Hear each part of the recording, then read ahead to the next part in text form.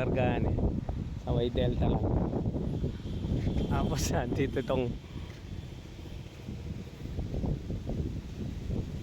pre, makakapilang ka pa. Alayo pa itang palyo mo ng kanyang ken. Pare, alayo pa yung palyo kanya na. Alayo pa yung palyo mo diretso yung pantimbang yan na.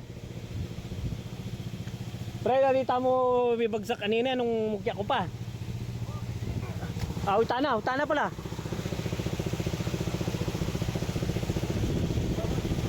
Yeah, diretso ang tamo. Ano masasabi mo, pre? Diretsuan. Ikaw lang ang tinimbangan dyan, ha? Matigas ka po. Go, go, go.